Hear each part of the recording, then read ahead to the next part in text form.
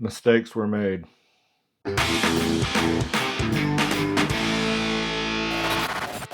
So, just a little while ago I was looking at some EXIF data on some of the pictures I've taken just to see how long my exposures were, and I noticed that it said the picture was taking at f5.7.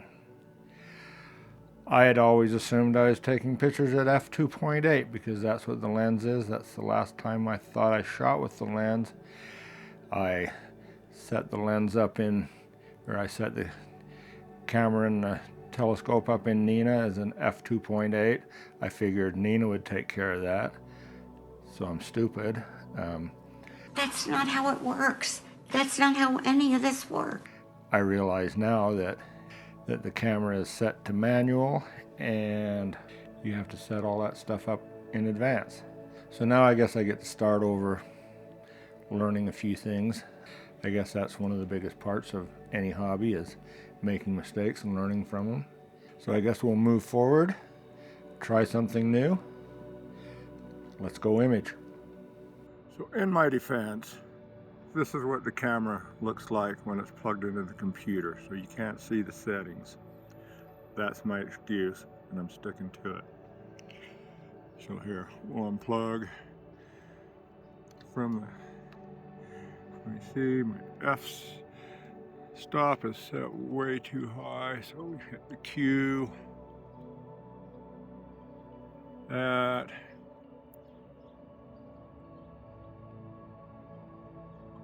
We'll just drop it to 2.8 right at the moment. And there we go. So we'll try that out. Plug it back into the camera, or plug it back into the computer. And there we are again. So let's take a look at my imaging train while we're here. Camera is plugged into this little small form factor computer. I guess it's called a tiny form factor. It's a Think Center running Windows 10. I got it for 25 bucks. It didn't have any memory or hard drive in it. I just had to put some in. Plugged in by USB to this 802.11.AC network card.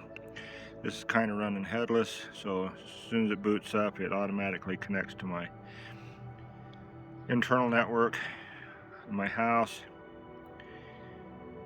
So then I can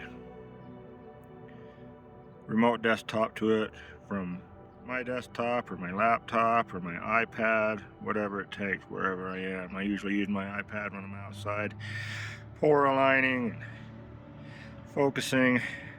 Then I go in the house, sit at my desktop, and run up where it's warm. This is the controller board that actually runs the mount, running on step. You can see that it's just a custom PCB board running an Arduino ESP32 chip, Wemos D1, a couple of stepper drivers running the stepper motors. And this, as it takes pictures, it automatically uploads them over the network to my file server downstairs, so all the pictures in the morning are ready to go and ready to be processed. You can go down and look at the file server. Okay, here's the server rack. I have quite a bit of Ubiquiti equipment. I like that.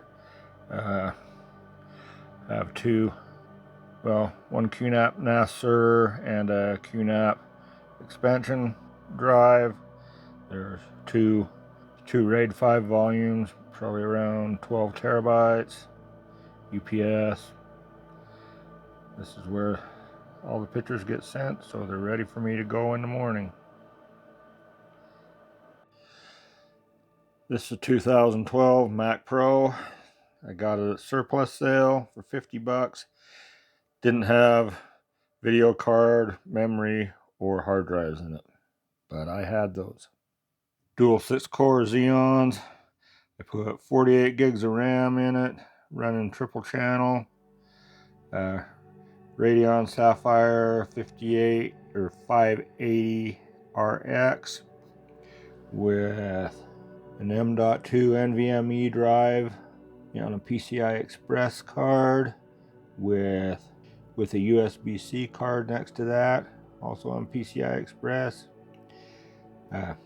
Have two SSDs running in RAID 0 that I use for data, and 2 terabyte regular platter drive for archive.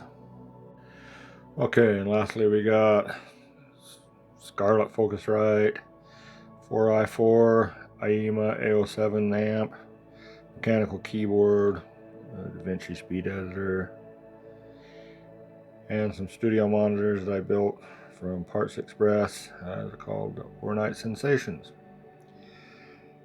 That's what I use. Okay, we got everything booted up, so let's start Nina.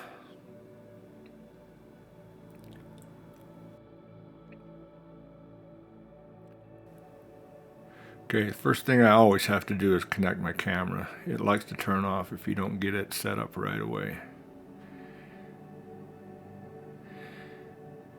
And I like to use a manual rotator.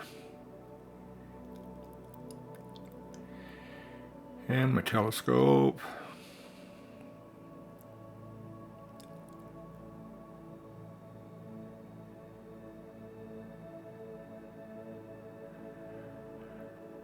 Alright, let's go into PhD2 now. Get everything there connected. Click on connect, connect all.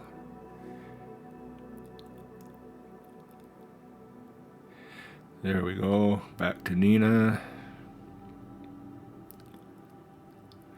And connect the guider. Alright, Sky Atlas. Tonight we're going to try NGC 2246, the Rosette Nebula.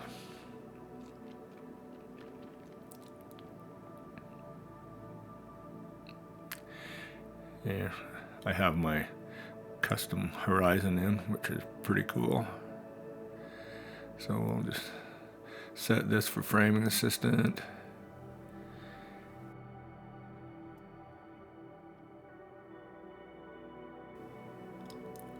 There it is. Okay, I know my camera's set to 90 degrees right now. That's the way it is, so we'll just set it there. Adjust the framing. Reload the image.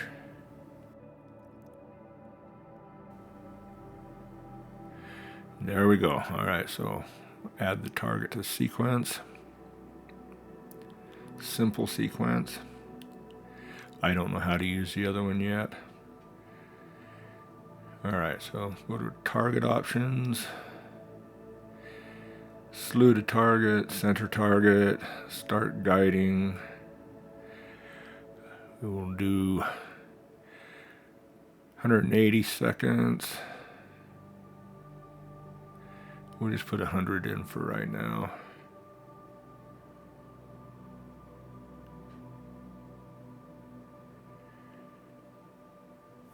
Okay, so I was told I need to start dithering, so we're going to try that tonight. I'll dither every 5 frames. Kind of worried about this, the way my mount is. It's going to freak out every time it dithers probably, so I don't want to do it too much. So let's start the sequence.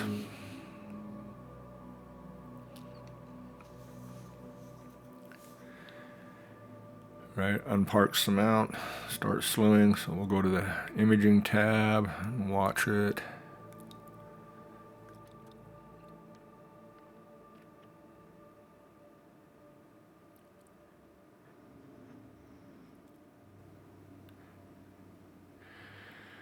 Okay, the slew's completed, it's settling. It will take its first exposure and plate solve that.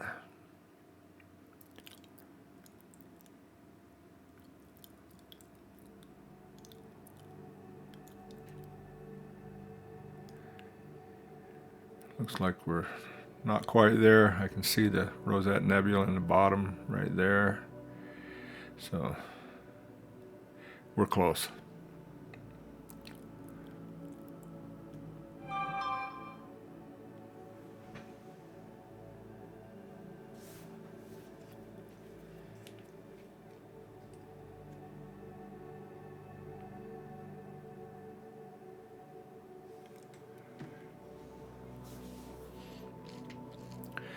All right, that looks better. Starting to guide. Usually takes my guiding camera, well, my mount usually takes it 30 or 40 seconds to really settle down. Someday I'm gonna work on this. See what the first exposure looks like, and then we'll continue on.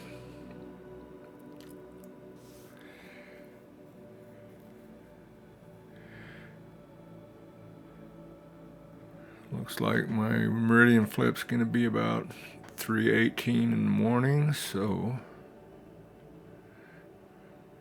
we'll watch that. We'll shoot till about 5:30, I guess. I can add a few more exposures.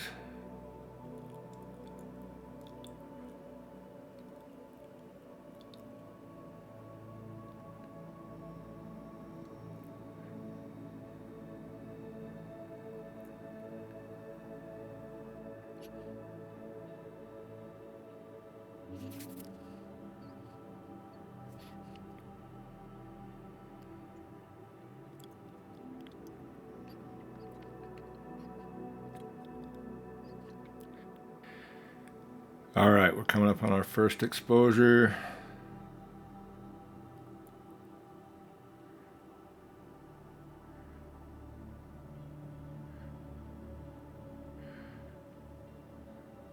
Looks good. I can see some nebula, so we'll just let it run from there.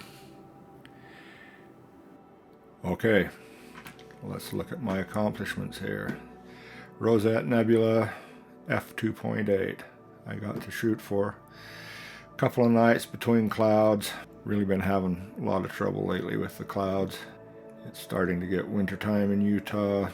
Temperatures are getting into the low 20s. That's probably -5 for some of you people. Anyway, let's look at what we got here.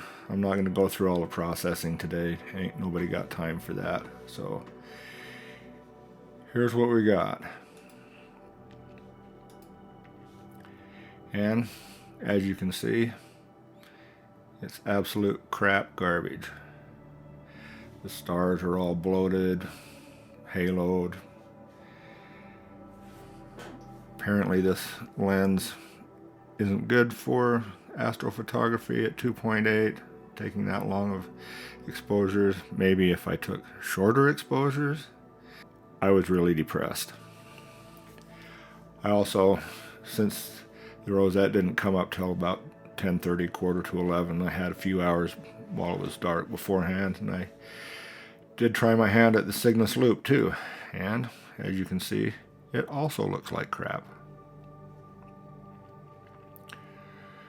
So, not to give up, I continued on undaunted, and I got part of a night in the next night, and I changed my lens to f4 and shot the Rosette. It was cloudy first of the night, and this is what I got. So I believe the sweet spot for this lens is pretty close to f4. What do you guys think? I need professional advice. Do you still think I could get a good result at 2.8 with that lens? I don't know. For now, we'll stick with f.4. I'll probably try and get a few more hours in on this one. So that's what I've learned so far. Those are my results. I'll talk to you later, and clouds suck.